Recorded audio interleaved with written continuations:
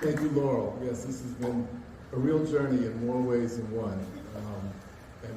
I'm so pleased that you all are going to share it with me today. So I'm thankful to the museum, which is fantastic, and I'm thankful to Martha's Vineyard for being what it is and where we are today. I'm just overjoyed to see all these faces out here who want to hear a little bit of history that they might not have known about. So we're going to take a little journey today. Well, I came down to this island, they brought me to this island in 1900. I was 3 years old. When you came around the first time, I was 3 years old. And just as I can recall, I fell in love with the island. My name is Laurence Holland, as you might know, and I'm so very pleased to be here with you this evening. We just heard the voice of my grandfather, John Wesley Jones, affectionately known in our family as Daddy Jack, talk about his love for Martha's Vineyard. But my family story reaches a little further back. In 1883, my second great-grandmother, Phoebe Ballou, Phoebe Ann Dorinda Mosley, arrived on the vineyard. Born in Paterson, New Jersey in 1849, Phoebe Mosley embarked on a transformative journey in the 1880s when she relocated to Boston with her husband, Daniel Adams. It is there that she probably met the Hatches, and the Hatches had a parcel delivery service that delivered goods and services to the vineyard from the mainland. And every summer, Phoebe, for the next 30 years, was the housekeeper for the Hatch family. Before it was officially known as Oak Bluffs, it was known as Cottage City. And Cottage City was famous for more than just being scenic. It stood as one of the first planned residential resorts in the United States. And it had a lot of activity and attraction that drew summer visitors every year. The one we know best is the Flying Horses, which was brought here in 1880 by F.O. Gordon, a businessman from New York City. He brought the carousel up from Coney Island and set it down on a piece of land that he leased near the harbor. In 1889, the town of Cottage City purchased the carousel and placed it where we know today, right at the base of Circuit Avenue in Oak Bluffs. The Dreamland Casino was not really a gambling hall at all. It housed a ballroom and the town's first movie theaters and was a hub of entertainment and social life. The Seaview Hotel had a very alluring and attractive attraction. It had an indoor skating rink and would actually bring the visitors from the wharf in Oak Bluffs down to the Seaview, where we know it today. And the Tivoli Casino, which is by the harbor, which is now where the Oak Bluffs Police Department is, was also an attraction to the vineyard. By the day, it was an ice cream parlor, and at night, it would have wrestling matches and dances. So this was a very, very busy and attractive. We're going back to the 1890s. You had to make your own entertainment where you could, and that's exactly what Oak Bluffs was. In the early days, it was a bustling, exciting seaside resort. Unlike other towns, though, Cottage City welcomed Black people. When Phoebe Mosley arrived, most likely she recognized the opportunity that could be here on this island. But she wasn't alone. There were some other pioneers here who preceded her. One of them was Charles and Henrietta Shearer, who ran a laundry business in the Highland section of Oak Bluffs. And in 1912, they opened Shearer Cottage, which opened its doors specifically for Black travelers. In 1876, Reverend William Jackson, who owned a cottage right on the edge of the campground, hosted Frederick Douglass before he made his famous speech, and I love this title, "The Moment is Always Now for Frederick Douglass," and which was a sharp criticism of Abraham Lincoln and his views on slavery. The other inn that catered to black people, or black travelers, was known as Aunt George's rooming house, located at 121 Circuit.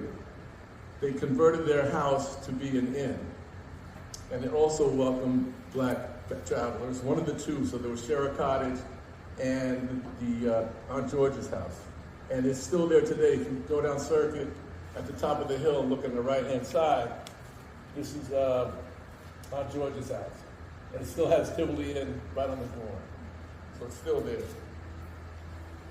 And it operated from the 1890s right all the way through the 1930s. Though the fate of Daniel Adams is unclear, Phoebe remarried in 1888 to a William Ballou, B-A-L-L-O-U. And he was a coachman from Hampton, Virginia. Their union marked a new chapter in Phoebe's life in Boston, where African-American domestic workers, artisans, and service people played a vital role in the city's social fabric. Phoebe's daughter, Caroline, was born in 1874, but most likely remained in Paterson, where was raised by her grandparents in Paterson, New Jersey, attending Paterson's only segregated school. She graduated in Paterson and came up to Martha's Vineyard in 1894. And she too also recognized the opportunity in Oak Bluffs. Caroline started working alongside her mother in the Highlands.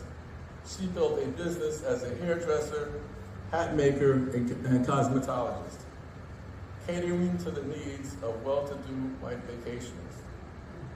These women, known for their elaborate fashions and high standards of grooming, required constant upkeep, such as laundering and ironing delicate garments and styling hair to maintain their flawless appearances in the summer heat. It's a big job. As you can imagine, you've seen the ladies in this time period. It was dresses down to the ground and hair. And this is what Caroline did. And also the Sheriff family.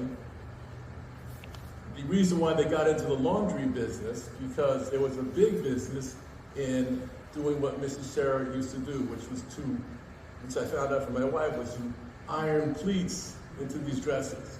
So that's where they started. That's where they started making their business, and they were able to open Cherish Cottage in 1912. Daddy Jack, my grandfather, said, "My mother, Caroline, supplemented her family income down the road and went into the hairdressing business. She really controlled..." Sorry. My fault. She really controlled the families in the Highland sections of West Chalk. And her friend, another black woman, Mrs. Douglass, had all the wealthy families in the Oak Bluffs side right up into what they called the Bluffs. They weren't really competitors, they were all friends. So they divided up the market. You take that part of the chop, I'll take that part of the chop, and we'll all make some money. Caroline had remained in touch with her childhood sweetheart from Paterson, Thomas Mailou Jones, who later moved to Boston and found work as a janitor at the Parker House Hotel. He eventually became superintendent of a nearby commercial building at 28 School Street, where he lived in a small apartment. By 1896, Thomas and Caroline were married, and in 1897, they welcomed their first child, my grandfather, John Wesley Jones.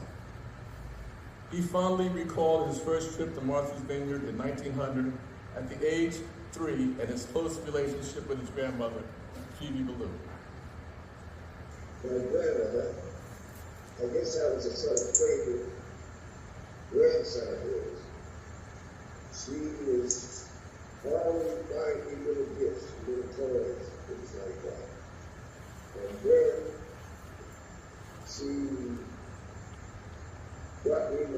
first bicycle.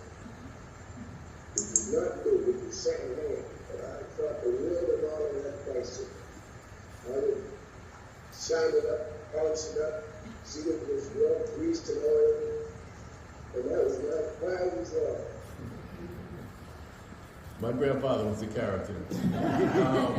And that shining up and all like that, as he got older, he had a big caddy.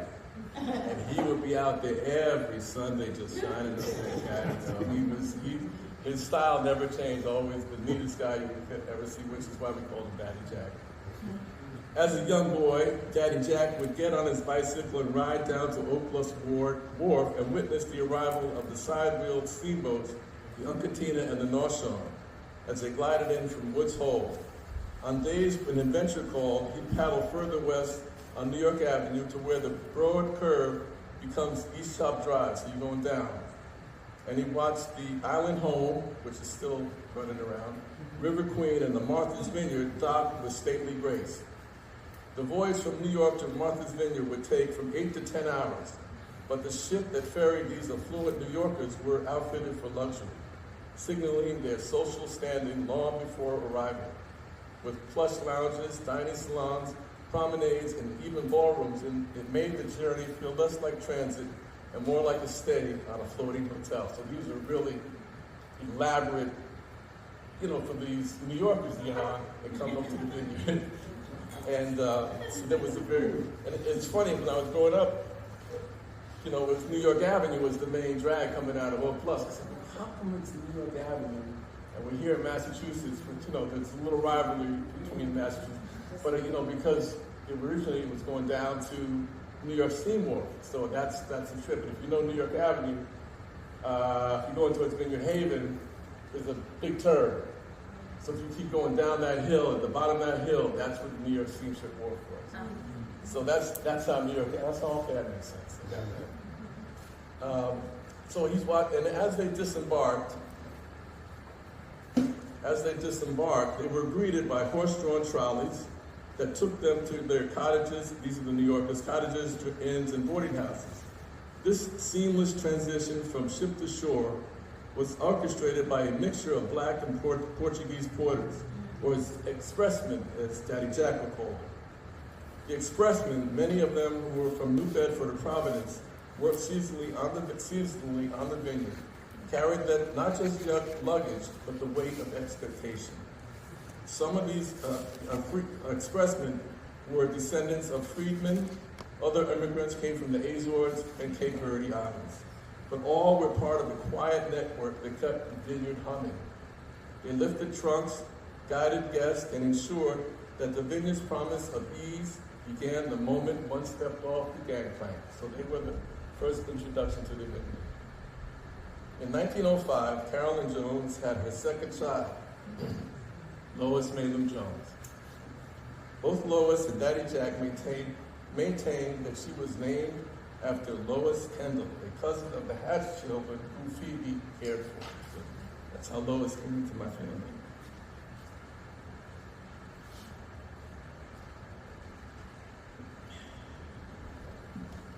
For the Jones family, the vineyard was more than a summer haven.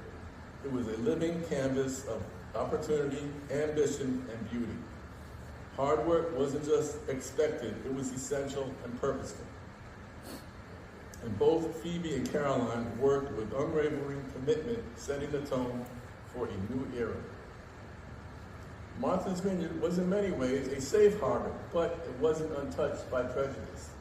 A 1906 map of the Highlands revealed 31 lots with restrictive racial and religious covenants, which were legally binding in Massachusetts up until 1948. So, yeah, the ones with the yellow are restrictive covenants. And so this is, so here's New York Avenue, and you're going by the harbor. So all this back in here is the Highlands. This is the Baptist Temple.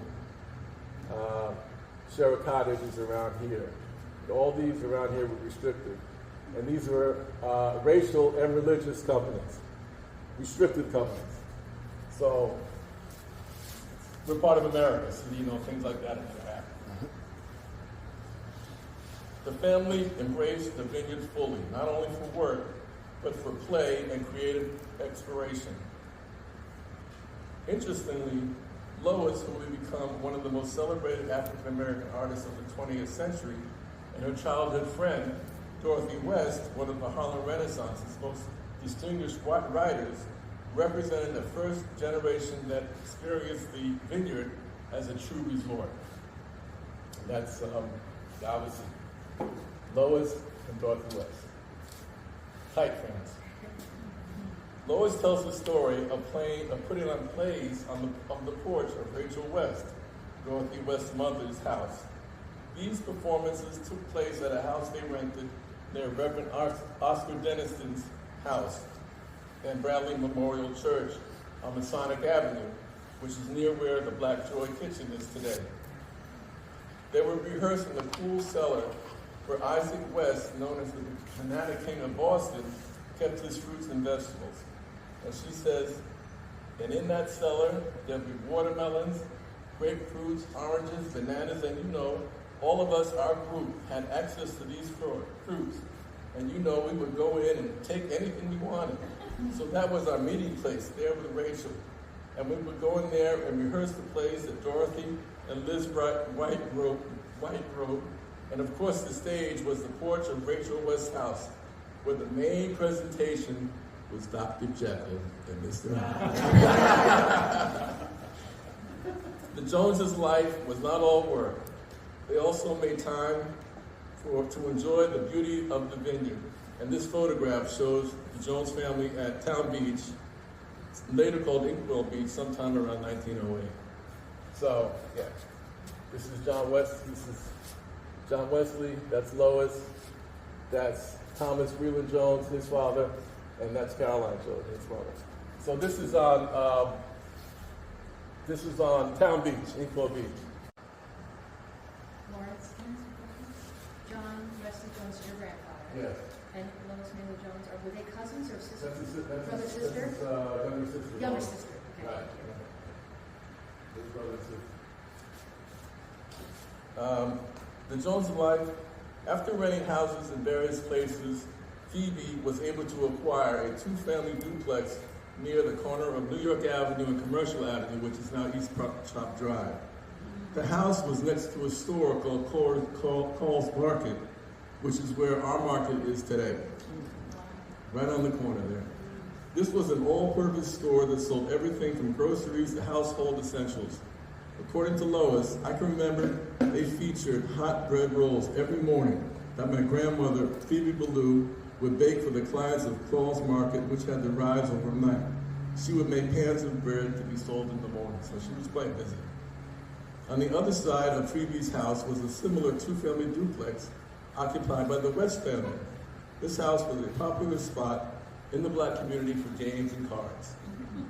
However, in August 1909, tragedy struck. The house burned down to the ground. Lois tells the story. I remember that house was right on the waterfront, and next to Cole's was the house of Dorothy West. I remember it was a white frame house with a porch on the second story that ran all around the house, and it was for the very socially minded. And they liked to invite the better class of Negroes to come for card parties that they would have. People would love those card parties on the porch. And I can remember seeing some, 50 or 60 people up on that porch playing cards. Next to our home was our house. My father, Thomas Jones, Carolyn Jones, and my brother, John Wesley Jones, along with my grandmother. It was a wonderful possession. But one night, someone dropped a cigarette on the porch, and it was 3 o'clock in the morning that the flame burst out and set fire to that porch. And of course, when you think about these wood houses, they were like tinderbox houses. The flames were so strong, and the flames spread up to our house, and that terrible fire was burning my house. And we all got out, and because my brother was a heavy sleeper, my mother said, "Where's Jack?" No one knew where my brother was. And my father finally realized that he dashed back into the house amongst all the flyers to the second floor and wrapped him in blankets and brought him out and saved his life. But both houses burned to the ground. It was a terrible, terrible tragedy. So If you know the Vineyard, or Oak Bluffs especially, those houses are cheap by job. And a fire like that, I also found out there wasn't like one fire department. Like 5 different fire departments. So at 3 o'clock in the morning, you got to get the, no trucks, get the horse out, get them moving, get the people, so it's amazing that they were able to put out any fire. But this fire apparently destroyed the houses and it's burned to the ground. Recently, a relative of Dorothy West told me that he knew about the fire, but they had been told that the actress Ethel Waters had actually fallen asleep and dropped the cigarette on the floor. So that's one of those stories. The fire was devastating, but the family refused to give up on the island. They continued renting homes on Uncas Avenue off Circuit Avenue, near the Bradley Memorial Church where Reverend Dennison preached, and elsewhere until they could rebuild. Phoebe continued working for the Hatch family while Caroline's cosmetology business thrived. Their proximity to wealth and opportunity gave them access to information